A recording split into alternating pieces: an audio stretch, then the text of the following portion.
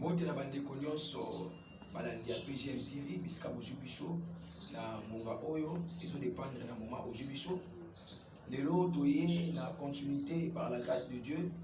Il y a enseignement na biso sur la délivrance. Je crois la fois dernière to bela kisi de quoi Dieu veut nous délivrer. Ya boya nyonso to pesi merci na ndekwaza si ma caméra ndeko Chris Asumani na bilili malamu pe kitoko kwa zoleka na ozwa na moment oyo pour que vous jouiez biso bisika bozwa na ba téléphone to na ba laptop na bino et to pesi merci en passant na ndeko Cynthia bisika azali nzamba continue toujours ko pambola ye et nzamba pesi toujours maele enfin que musala ya nzambe qui est toujours liboso par la grâce de Dieu to le baki que to continuer enseignement oyo na likambotani délivrance. La fois passée to le belaki likambo idolâtrie et je crois bana nzambe bazala qui vraiment béni kasi to komaki na mona sukate nde to juste libaku ya ko bandenge nini to le kala ko continuer na yango parce que ça na bâtiment ko bazala besoin bazala délivrer na musika to na pembeni bazala besoin mona loboko na nzambe to le baki était Dieu veut nous délivrer na biloko mibale ce qui est quoi le péché et la puissance démoniaque. Délivrance et liboso au monde c'est là la vie, c'est la délivrance du péché. Pourquoi? Parce que sans pourtant que les cas na la délivrance du péché et cause à la passé pour être délivrance et la puissance démoniaque et côté na vie. Mais tous les gars qui n'ont pas na kati ya péché mutu to vie à mutu et ça kobonisa mana trois sortes de péché. Il y a tout le monde comme on a l'idolâtrie. Tout le monde qui a la perversion sexuelle, puis tout le monde qui a le mauvais comportement. Car si les autres toujours continuent toujours dans la idolâtrie. Tu vois que dans la idolâtrie, ils ont les cambouillards. Le fétichisme, la sorcellerie, la magie, l'occultisme, la divination et la cupidité, le coutume ancestral. Tout le monde qui a livre à 1 Samuel, chapitre 7, on va dans verset 3. N'est un prophète a joué ça peuple d'Israël. Pourquoi? Parce que les Philistins ont dominé le peuple. Nzoka peuple les alaki nanza. Mais qu'est-ce qui a fait que les Philistins ont dominé le peuple? C'est parce que le peuple a abandonné qui véritable Dieu. Mon frère, ma soeur, mais si vous avez un moment où deux fois on a abandonné qui nous a mis deux fois pas si tellement les gars qui ont besoin de par-ci par-là.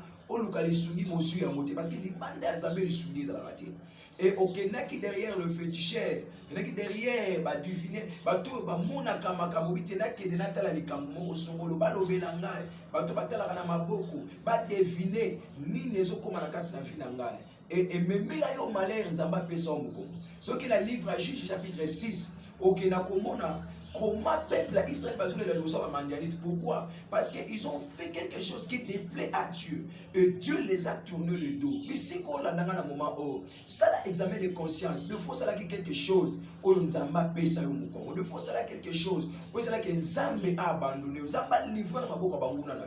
Mais bien aimé, ça, moi, je sa peuple, que Bobu a Kanyonso, Bobi Manakati a Nzambe a Bapaya, Botika, Boye Paya Nzambe, Namite Manabino Bobiba.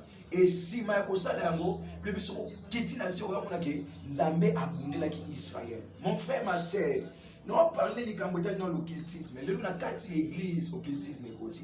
Na kati ya peuple nzambe solo ka ekoti le prophète, les serviteurs, bana nzambe bazu à l'église, quelqu'un qui prie quelque part, mais a okene ko mbongo akisi. Musali ya nzambe akekozwa tire full, akekozwa kisi po azana fastor bimisa batumbongo. Azui likasa po ya banu batu batosaka azui domination. Azui molimo moko songolo pour que église ke de liboso na ebisa rabatu pe na pesa conseil. Musala o tusala les ala ya bisote. Musala les ala ya nzambe. Yaya atoke ina kwa nganga. Yebake otika musala. Yana mutu mususu nde akozwa relève. Moïse a dit comment qu'il pona bana Israël makota na bango kanate. Fallait qu'il aille un Josué ou il faut côté ça bango na kana. Oyomona na Josué chapitre 1er. Zamazo sa Josué mon serviteur Moïse est mort. Mais ce qui Moïse wana abaki te po musala ki liboso. Nakota nda kwa nganga. Nazwa kisi. On attend pour sa peuple bien. Matika ki on a bango kana. Ce n'est pas important na yo musali na nza okele kozwa likasa ozwa lititi po musali ki liboso. Lelo occultisme et côté dans l'église. L'élo divination. Écoute l'église. Batna nzambe balingi plus bisika kaka oyo bamonaka. Balingi plus bisika oyo ozoyeba est-ce que esprit nini oyo ezoloba na kati ya mutu wana na prophète to na prophétesse. Imaginez na Actes chapitre 16. Le Paul na Silas bazokende na prière. Bible ezoloba na biso ete il y avait là une servante. Pas déterminée servante, mais elle était une servante. Elle prophétisait sur Paul et Silas. Abangi même pas. Le azosakula, zosakula, zosakula. Batu pe babande ko sepela na ba prophétie na ye. Batu bande ko yoka ye. Mais Bible zo bi sabiso mukolmo Paul habité. Où les esprits? Lorsque Paul a ko menacer ça, il a découvert que c'était pas l'esprit de Dieu, mais un esprit habité. Maintenant tu réfléchis. Batu nyos bandimi na ka ba message ndeko. Batu nyos bandandi na ka ba pratique ka ba directive ya pesaki. Sort na bango za lakini. Parce que l'esprit là n'était pas l'esprit de Dieu. Nazo teri appelle na Jésus ndeko moko. Était idolâtrie. Eza moko ya boyesani ke nzamba pesa église mukongo. Église ya mokili mobiba. Église ya mboka na ngai. Nzamba pesa biso mukongo pourquoi? Parce que tokomi ba idolâtre. Nous avons besoin pour tout ndima nzamba bazalaka. Fona tambola na photo à papa. Fona tambola na photo à prophète. Fona za na image moko songolo. Pona ndima nzamba salinga. Lelo komi to sambeli limona na nzambe ba ana besoin ozo mayo pesa. Ana besoin soit huile d'olive pesa. Ana besoin soit jus. Même nzamba lobelenga na peso maite. Même nzamba lobelenga na peso jus. Mais puisque tu le fais, na osala ka ke na peso pour ndima ngena sambeli ndo. To koti si baso na nzambe na kata ba pratique moko eza anti-biblique. Moyen nzamba sala ezalite. Na ote ya ndeko moko bisiko zali. Na olobela ndeko moko bisiko zali. L'idolâtrie amène à l'enfer.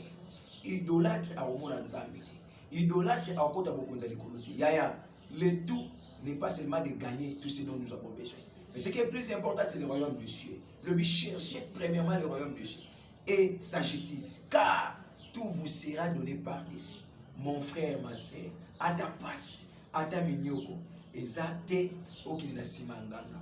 Ezate okina simabokiltiste. Pour ba pesa yo, pour ba bikisa yo. Féticheur mon côté abikisaka.